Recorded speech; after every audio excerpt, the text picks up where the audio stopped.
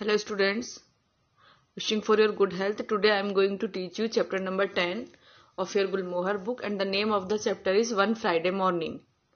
Here this story is about a touching story about the African girl. ये कहानी किसकी है? एक अफ्रीकन गर्ल की कहानी है who is denied the artist club award, जिसे डिनाई किया गया था यानी कि मना किया गया था आर्टिस्ट क्लब अवार्ड के लिए, यानी कि जो पुरस्कार वितरण होते हैं कलाकारों के लिए, उसके लिए मना कर दिया गया था।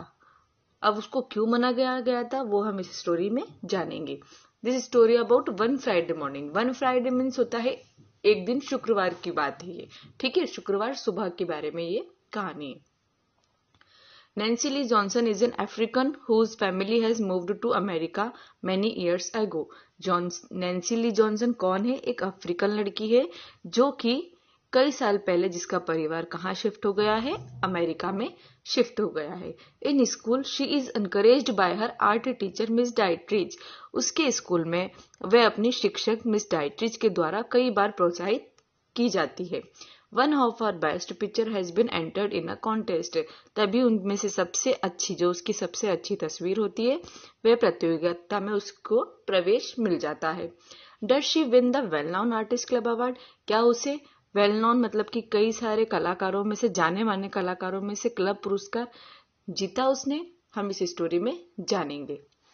One afternoon Miss O'Shea the vice principal sent for Nancy Lee. एक दोपहर मिस ओशे को, यानी कि जो स्कूल के वाइस प्रिंसिपल है, उसको नैन्सी ली के लिए भेजा गया। You have been an excellent student Nancy. Miss O'Shea ने कहना शुरुआत की, क्या? कि तुम एक बहुत ही ब्रिलियंट और एक्सीलेंट बच्ची हो। तभी दरवाजे पर एक खटखटाहट की आवाज आई। There was a knock on the door. Miss Dietrich entered. और दरवाजे से कौन अंदर आया? मिस डाइट्रिज अंदर आए। May I be a part of this too? She asked. वे कहती है, क्या मैं भी आपकी वार्तालाप का हिस्सा बन सकती हूँ? Of course Miss O'Shea said. Miss O'Shea कहती है, हाँ जी बिल्कुल। I haven't yet told her. और वह साथ में यह भी कहती है कि मैंने अभी तक उसे कुछ नहीं बताया है। Perhaps you had like to tell her yourself. मुझे लगता है शायद आपको उसे अपने आप से बताना चाहिए।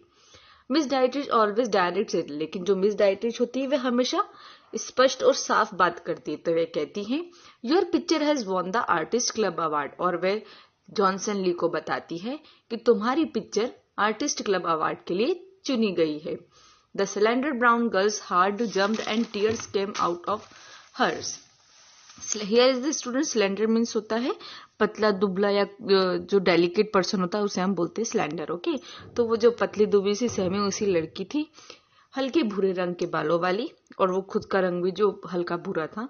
उसका दिल जोरों से धड़कता है और उसकी आंखों से आंसू बहने लगते हैं। Miss O'Shea said, we are so happy for you.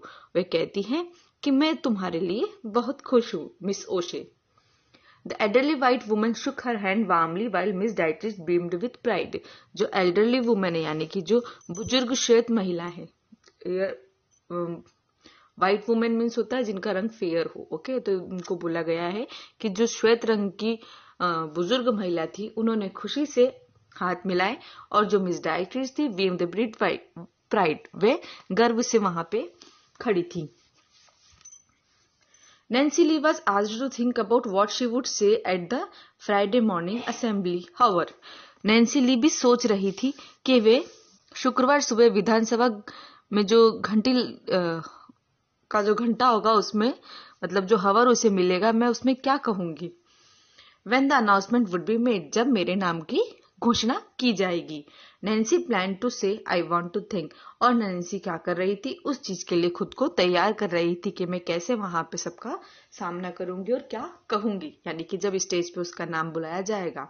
वे कहती है, I want to thank you for this award. मैं आप सबका धन्यवाद करना चाहती हूँ। I accept it not for myself. वे कहती है, मैं इसे अपने लिए स्वीकार नहीं कर रही, बट फॉर माई रेस। किंतु मैं अपनी पूरी जाति के लिए, लोगों के लिए इसको स्वीकार करती हूँ। We believe in America. वे कहती है, हमें अमेरिका पे विश्वास है, and its opportunities and fairness. और उनके द्वारा दिए गए हमें मौकों के लिए भी मैं शुक्रिया अदा करती हूँ, और जो फेयरनेस यानी कि जो निष्पक्षता से उन्होंने हमारे को ये पुरस्कार दिया है, मैं उसके लिए धन्यवाद करती हूँ। I thank Miss Dietrich and the teachers for helping me along the road I wanted to follow. मैं मिस डाइट्रिक का धन्यवाद करती हूँ और साथ ही उन सभी टीचरों को भी धन्यवाद करती हूँ, शिक्षकों को, जिन्होंने इस मार्ग पर हमें चलने के लिए हमारी मदद करी। और ऐसा सोचते सोचते Nancy Lee went to sleep. Nancy Lee सोने चली गई। Dreaming of a wonderful tomorrow, अगले दिन के अद्भुत स्वप्न के साथ वे सो रही थी। One Friday morning Nancy Lee was asked to see Miss O'Shea. तभी क्या हुआ, अगले शुक्रवार को जब शुक्रवार का दिन आया, Nancy Lee was asked to see Miss O'Shea. Nancy Lee को मिस ओशे द्वारा देखने बुलाया गया। Miss O'Shea did not smile. इस बार मिस ओशे बिल्कुल भी मुस्कुरा नहीं रही थी। शी बिगिन, वे कहना शुरू करती है, आई एम शेम्ड, मुझे शर्म आती है। You are not to going to receive the award, यह कहते हुए कि तुम इस बार का यह अवार्ड जीतने नहीं जा रही हो। Because the committee learn that you are coloured, क्योंकि जो कमिटी है, ठीक है, what is the meaning of committee? The group of some peoples who take decision about a particular thing, मतलब कुछ लोग जो इकट्ठे होकर के किसी चीज पे निर्णय लेते हैं उसे हम कमिटी बोलते हैं। तो वे कहती हैं कि इस बार की जो कमिटी यानी कि जो समिति है, learn that you are coloured, उन्होंने इस बात पर गौर किया है कि तुम कलर्ड हो, यानी कि तुम डार्क रंग की हो। Those who deny you this award do not know the meaning of the stars in our flag. वे कहती हैं, जिन लोगों ने तुम्हें इस पुरस्कार के लिए मना किया है वे हमारे देश के सितारों का अर्थ नहीं जानते हैं। But it is up to us, किंतु ये हम पर निर्भर करता है, टू मेक देम नो, कि उन्हें बताया जाए। सेड मिस ओशे, ऐसा कहकर वे अपनी बात समाप्त करती है। There will be other awards, Nancy Lee thought.